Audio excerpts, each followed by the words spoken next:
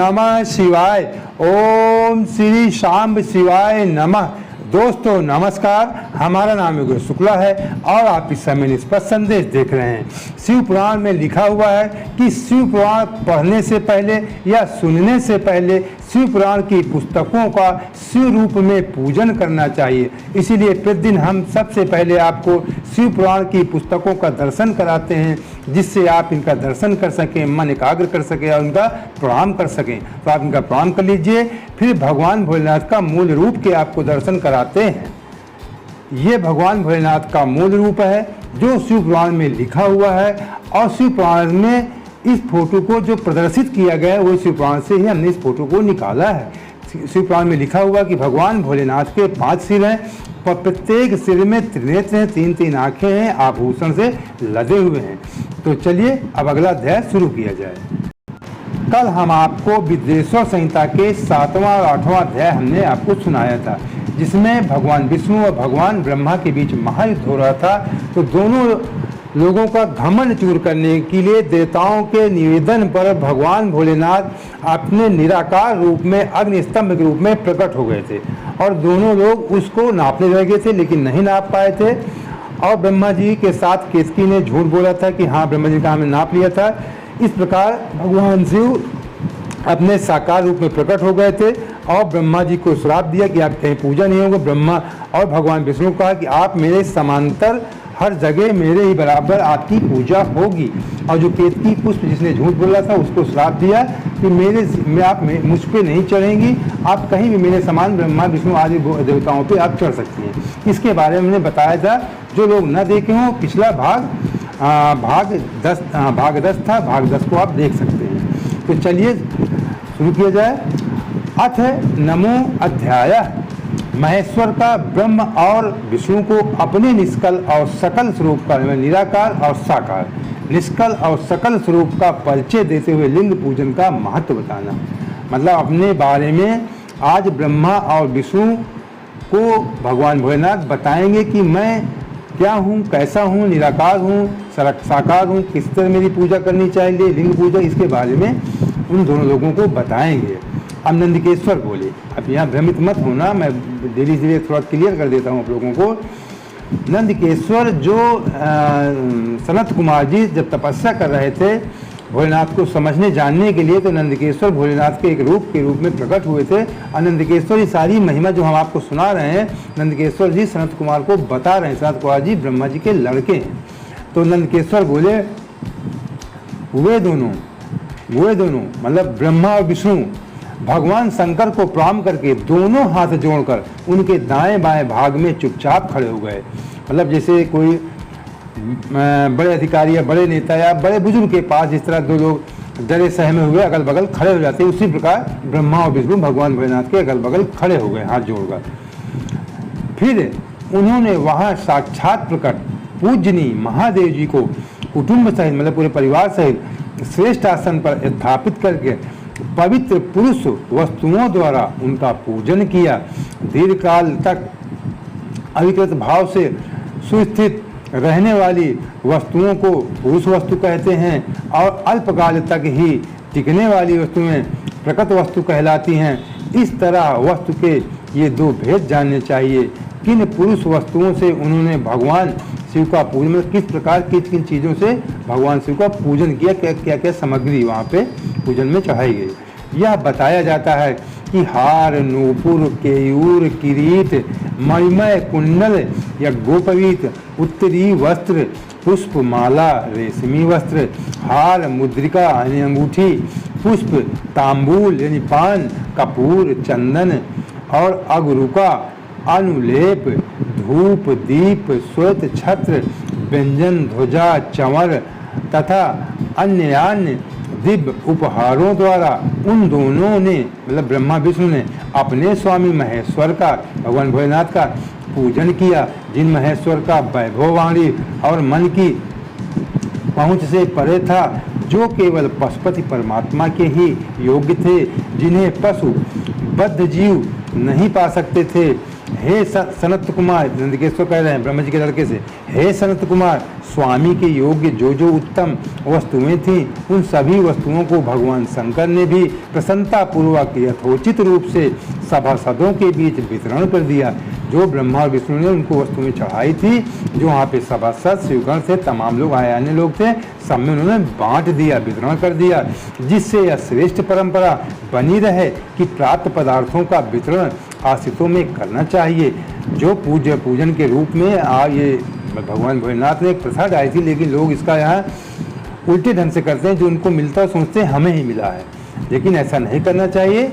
कहीं पे आपका पूजन होता है, आपका सम्मान होता है, तो अपने लोगों के बीच में उसे बांट देना चाहिए। भगवान भोलेनाथ ने अपने सभासदों के बीच वितरण कर दिया, जिससे यह श्रेष्ठ परंपरा बनी रहे कि प्राप्त पदार्थों का वितरण आश्रितों में करना चाहिए। उन वस्तुओं को ग्रहण करने वाले सभासदों में वहाँ कोलाहल मच गया। इस प्रकार वहाँ पहले ही ब्रह्मा तथा विष्णु से पूजित हुए भक्तिवर्धक भगवान शिव विनम्र उन दोनों देवताओं से हंसकर कहने लगे भगवान भोलेनाथ, ईश्वर बोले, भगवान भोलेनाथ बोले, हे पुत्रो, मतलब ब्रह्मा विष्णु कह रहे हैं, हे पुत्रो, आज का दिन महान है। इसमें तुम्हारे द्वारा जो आज मेरी पूजा हुई है, इससे मैं तुम लोगों पर बहुत प्रसन्न हूँ। इसी कारण यह दिन परम पवित्र महान से महान होगा। आज की यह तिथि शिवरात्रि के नाम से विख्यात होकर मेरे लिए परम प्रिय होगी। वो कह रहे हैं आज का दिन शिवरात्रि के नाम से विख्यात होगा, मेरे लिए बहुत प्रिय होगा। भगवान भोलेनाथ ब्रह्मा और विष्णु जी से कह रहे हैं। इस समय जो मेरे लिंग निष्कल यानी निराकार, मेरे लिंग निष्कल अंग आकृति से रहित, जो जिसका आकृति रहित निराकार स्वरूप के प्रतीक और बेर सकल साकार रूप प्रतीक विग्रह मतलब लिंग या उनके मूर्ति का पूजा करेगा, वह पुरुष जगत की सृष्टि और पालन आदि कार्य भी कर सकता है। जो पूजा करेगा वो सृष्टि का पालन आदि मतलब राजा के रूप में भी कार्य कर सकता है। जो शिवरात्रि को दिन रात निराहार मतलब कि उपवास बगैर भोजन के, जो शिवरात्रि को दिन रात निराहार एवं जितेंद्री अपने मन को बस में करके इधर उधर मन न भटकाए रहकर अपनी शक्ति के अनुसार निष्कपट भाव से मेरी यथोचित पूजा करेगा, उसको मिलने वाले फल का वर्णन सुनो। 1 वर्ष तक निरंतर मेरी पूजा करने पर जो फल मिलता है, जो 1 साल तक भगवान भोलेनाथ की पूजा करने पे आपको फल प्राप्त होता है, वह सारा फल केवल शिवरात्रि को मेरा पूजन करने से मनुष्य तत्काल प्राप्त कर लेता है। भोलेनाथ कह रहे हैं जो 1 साल में मेरी पूजा का फल आपको मिलेगा, वो शिवरात्रि के दिन पूजा करने में 1 दिन में ही आपको प्राप्त हो जाएगा। जैसे पूर्ण चंद्रमा का उदय समुद्र की वृद्धि का अवसर है, उसी प्रकार यह शिवरात्रि तिथि मेरे धर्म की वृद्धि का समय है। इस तिथि में मेरी स्थापना आदि का मंगलमय उत्सव होना चाहिए। इस तिथि में मेरी स्थापना आदि का मैंने कहा कहीं अगर शिव मंदिर शिवलिंग की स्थापना करनी है, इसी तिथि में करना चाहिए। मंगलमय उत्सव होना चाहिए। हे वत्सो, पहले मैं जब ज्योतिर्मय स्तंभ रूप से प्रकट हुआ था, भगवान जब मैं ज्योति रूप में एक स्तंभ रूप में प्रकट हुआ, अग्नि के समान स्तंभ रूप में, उस समय मार्गशीर्ष मास में अद्रा नक्षत्र था। वो कह रहे हैं कि उस समय मार्गशीर्ष का महीना था और अद्रा नक्षत्र था। अतः जो पुरुष मार्गशीर्ष मास में अद्रा नक्षत्र होने पर मुझ उमापति का दर्शन करता है, मतलब उस नक्षत्र में मार्गशीर्ष मास में अद्रा नक्षत्र में भगवान भोलेनाथ का जो दर्शन करता है, अथवा मेरी मूर्ति या लिंग का पूजन करता है, झांकी का दर्शन करता है, वह मेरे लिए कार्तिकेय से अधिक प्रिय, मतलब उनके पुत्र कार्तिकेय उनसे ज़्यादा प्रिय होगा। जो जिस नक्षत्र में लिंग का प्रादुर्भाव उत्पत्ति हुई थी, उस नक्षत्र की मार्गशीर्ष के आर्द्रा नक्षत्र की बात हो रही है। अगर दर्शन पूजन होगा तो भगवान कार्तिकेय जो उनके पुत्र हैं उनसे ज़्यादा कहने हैं हमको वो व्यक्ति प्रिय होगा। उस शुभ दिन मेरे दर्शन मात्र से पूरा फल प्राप्त होता है। इस दर्शन के साथ साथ मेरा पूजन भी किया जाए तो उसका अधिक फल प्राप्त। दर्शन कर लो तो अच्छा है, पूजन साथ में कर लो तो बहुत अच्छा है। जिसका वाणी द्वारा वर्णन नहीं हो सकता, कह रहे हैं कि वाणी द्वारा बता क्या फल मिलेगा इसका वर्णन नहीं किया जा सकता। भगवान भोलेनाथ खुद कह रहे हैं इस रणभूमि में मैं लिंग के रूप में प्रकट होकर बहुत बड़ा हो गया था। भगवान भोलेनाथ कह रहे हैं कि रणभूमि जो ब्रह्मा विष्णु का युद्ध चल रहा था, उस रणभूमि में इतना विशाल लिंग प्रकट हुआ था कि ब्रह्मा विष्णु को नहीं नाप पाए थे। इतना बड़ा हो गया था, अतः उस लिंग के कारण यह भूतल लिंग स्थान के नाम से प्रसिद्ध हुआ। हे पुत्रों, जगत के लोग इसका दर्शन और पूजन कर सकें, इसके लिए यह अनादि अनंत ज्योति स्तंभ अत्यंत छोटा हो जाएगा। आदिकाल में जैसे अब है, छोटा हो जाएगा, जिसका मतलब पूजन लोग कर सकें।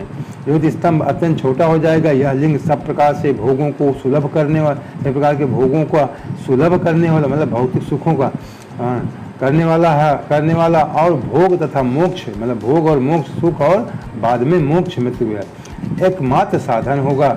इसका दर्शन स्पर्श ध्यान कुछ भी प्राणियों में जन्म मृत्यु से छुटकारा दिलाने वाला होगा। अग्नि के पहाड़ जैसा जो ये शिवलिंग यहाँ प्रकट हुआ, इसके कारण यह स्थान अरुणाचल नाम से प्रसिद्ध होगा। यहाँ अनेक प्रकार के बड़े बड़े तीर्थ प्रकट होंगे। यह इस स्थान में निवास करने या मरने से जीवों का मोक्ष हो जाएगा। वो कह रहे हैं जहाँ पे शिवलिंग प्रकट हुआ उस स्थान का नाम अरुणाचल है। यहाँ पे निवास करने वाले लोग या जीव, कोई भी जीव हैं, उन लोगों का मोक्ष हो जाएगा। मरने से जीवों का मोक्ष हो जाएगा, निवास करने या मरने से। यथोत्सवादि के आयोजन से यहाँ सर्वत्र अनेक लोग कल्याणकारी रूप से निवास करेंगे। इस स्थान पर किया गया दान, हवन तथा जप, यह सब करोड़ों गुना फल देने वाला होगा। यहाँ पे कोई दान हवन कुछ भी करेगा तो करोड़ों गुना फल देगा। यह क्षेत्र मेरे सभी क्षेत्रों में श्रेष्ठतम करें, मेरे सभी क्षेत्रों में यह क्षेत्र श्रेष्ठतम होगा, अरुणाचल के क्षेत्र। यहाँ मेरा स्मरण करने मात्र से प्राणियों की मुक्ति हो जाएगी। अतः यह परम रमणीय क्षेत्र अति महत्वपूर्ण है। यह सभी प्रकार से कल्याणों से पूर्ण, शुभ और सबको मुक्ति प्रदान करने वाला होगा। इस लिंग में मुझ लिंगेश्वर की अर्चना करके मनुष्य सलोक के समीप्य, सारूप्य, साष्टी और सायुज्य, इन पांचों प्रकार की मुक्तियों का अधिकार प्राप्त कर लेगा। आप लोगों को भी शीघ्र ही सभी मनोवांछित फल प्राप्त होंगे। ब्रह्मा विष्णु कह रहे हैं कि आप लोगों को भी मनोवांछित फल प्राप्त होंगे। भगवान भोलेनाथ कह रहे हैं। नंदकेश्वर बोले, इस प्रकार विलंब ब्रह्मा तथा विष्णु अनुग्रह करके भगवान शंकर ने उनके जो सैन्य दल परस्पर युद्ध में मारे गए थे, मतलब ब्रह्मा विष्णु के सैन्य दल के जो दोनों लोगों के युद्ध में आपस में मर गए थे, उन्हें अपनी अमृत वर्षणी शक्ति से जीवित कर दिया। भगवान भोलेनाथ के उन दो लोगों के, दोनों ब्रह्मा विष्णु के गणों को जीवित कर दिया जो मर गए थे, जीवित कर दिया। उन दोनों ब्रह्मा विष्णु की मूर्खता और पारस्परिक बैर को मिटाने के लिए भगवान शंकर दोनों के बैर को मिटाने के लिए भगवान शंकर कहने लगे, मेरे दो रूप हैं। दोनों लोगों को बता रहे हैं ब्रह्मा विष्णु, उनका बैर खत्म कर रहे हैं। मेरे दो रूप हैं, सकल और निष्कल, यानी साकार और निराकार। दूसरे किसी के ऐसे रूप नहीं हैं। अतः मेरे अतिरिक्त अन्य सब अनीश्वर हैं। हे पुत्रों, मतलब ईश्वर मैं हूँ, बाकी सब अनीश्वर हैं। हे पुत्रों, पहले मैं स्तंभ रूप से प्रकट हुआ, कह रहे हैं पहले मैं लिंग रूप में प्रकट हुआ, स्तंभ रूप में प्रकट हुआ, फिर अपने साक्षात रूप में प्रकट हो गए थे भोलेनाथ ब्रह्मा विष्णु के सामने।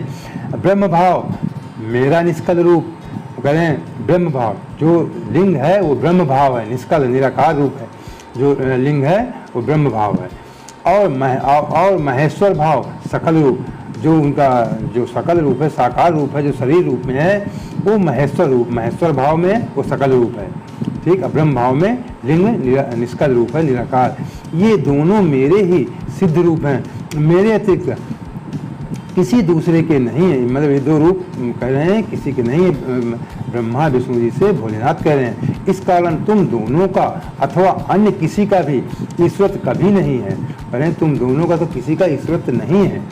अज्ञान के कारण तुम दोनों को जो यह ईश्वरत्व का आश्चर्यजनक अभिमान उत्पन्न हो गया था, कह रहे हैं अज्ञान के कारण तुम दोनों को अपने आप को ईश्वरत्व का अभिमान घमंड हो गया था, उसे दूर करने के लिए है मैं इस रणभूमि में, कह रहे हैं कि तुम दोनों का घमंड, ईश्वरत्व का जो घमंड हो गया था उसको दूर करने के लिए मैं प्रकट हुआ हूँ।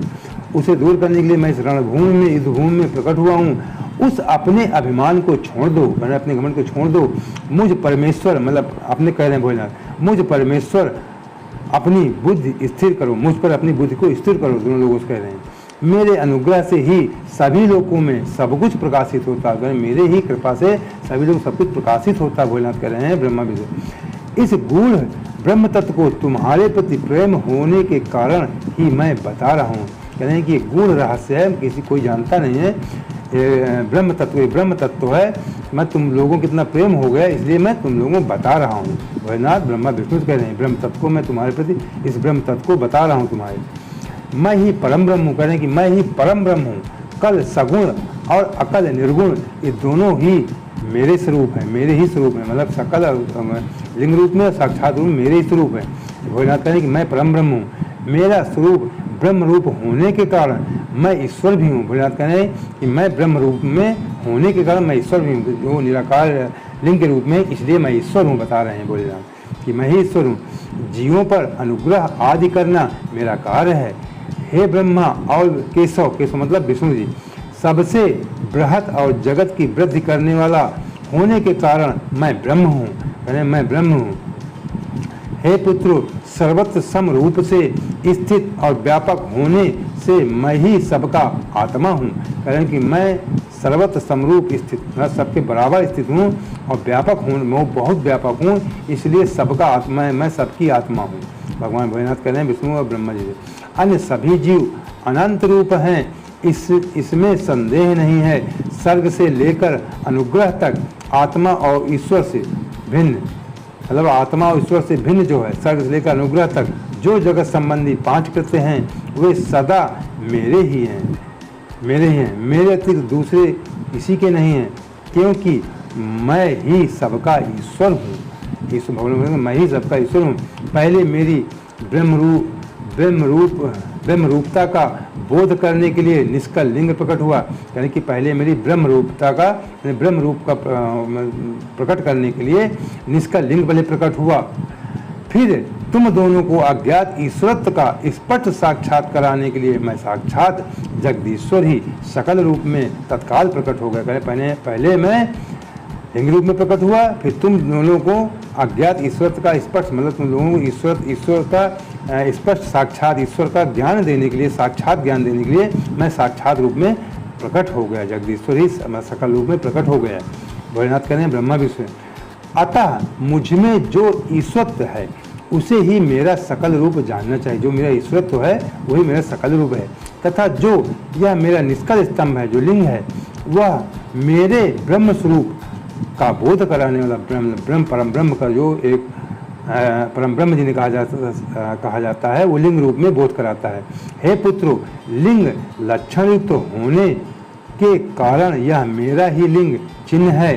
तुम दोनों को प्रतिदिन यहाँ रहकर इसका पूजन करना चाहिए। यह मेरा ही स्वरूप है और मेरे समीप की प्राप्त करने वाला है। लिंग और लिंगी में नित्य अभेद होने के कारण मेरे इस लिंग का महान पुरुषों को भी पूजन करना चाहिए। हे वत्सो, जहाँ जहाँ जिस किसी ने मेरे लिंग को स्थापित कर लिया है, वहाँ मैं अप्रतिष्ठित होने पर भी प्रतिष्ठित हो जाता हूँ। कह रहे हैं कि अगर किसी ने मेरे लिंग को स्थापित कर लिया है तो अप्रतिष्ठित होने पर भी मैं प्रतिष्ठित अपने आप हो जाता हूँ। भगवान भोलेनाथ कहते हैं मेरे एक लिंग की स्थापना करने का फल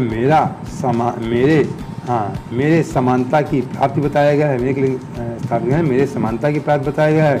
एक के बाद दूसरे शिवलिंग की स्थापना कर दी गई, तब फलस्वरूप मेरे साथ एकत्र सयुज मोक्ष रूप फल प्राप्त होता है। और दूसरा लिंग कर दिया गया और ज़्यादा फल प्राप्त होता है। प्रधानतया शिवलिंग की स्थापना करनी चाहिए। कह रहे हैं कि प्रधानता शिवलिंग की, मतलब इनके निराकार परम ब्रह्म रूप की पूजा करनी चाहिए। मूर्ति ज़्यादा शिवलिंग की पूजा ज़्यादा महत्वपूर्ण है। प्रधानतया शिवलिंग की स्थापना करनी चाहिए। मूर्ति की स्थापना उसकी अपेक्षा गौण है। यानी जो अगर मेरी मूर्ति आप बनाते हैं तो शिवलिंग के आगे गौण मतलब छोटी है, अपेक्षा गौण है, इसलिए प्रधानता शिवलिंग की स्थापना करनी, शिवलिंग की पूजा स्थापना दर्शन करने चाहिए। मूर्ति है, मूर्ति की पूजा का फल मिलता है, लेकिन शिवलिंग के आगे गौण छोटा है। शिवलिंग के अभाव में सब ओर से मूर्ति तो होने पर भी वह स्थान क्षेत्र नहीं कहलाता है। मतलब शिव क्षेत्र, अगर शिवलिंग वहाँ पे नहीं है, केवल मूर्ति लगी है, तो शिव क्षेत्र नहीं कहलाता है। तो दोस्तों, उम्मीद करते हैं कि आपको हमारा वीडियो जो हम आप डेली आपको शिव सुनाते हैं अच्छा लगता होगा। अच्छा लगता है, आप देख रहे हैं, माताएं बहनें हैं, तो तुरंत जो बगल में, चैनल के बगल में लाल से लिखा हुआ है अंग्रेजी में सब्सक्राइब, हिंदी अंग्रेजी किसी में लिखा हो उसको आप छू लीजिए। छू लेंगी तो आप जब भी यूट्यूब खोलेंगी हमारा वीडियो आपको प्राप्त हो जाएगा। छूते ही बगल में घंटी का निशान आएगा, फिर उसमें 3 ऑप्शन होंगे, 3 तरह के उसमें लिखा होगा। ऊपर जो सबसे होगा उसको आप छू लेना। आल माने जब भी हम वीडियो डालेंगे उसकी सूचना आपको प्राप्त हो जाएगी। हम अन्य तरह के वीडियो समाचार से संबंधित देते रहते हैं। और लाइक करके अपने नाते रिश्तेदारों को जन कल्याण के लिए इसे शेयर जरूर करना चाहिए। इससे बहुत बड़ा पुण्य फल प्राप्त होता है। ओम नमः शिवाय। ओम श्री शाम शिवाय नमः।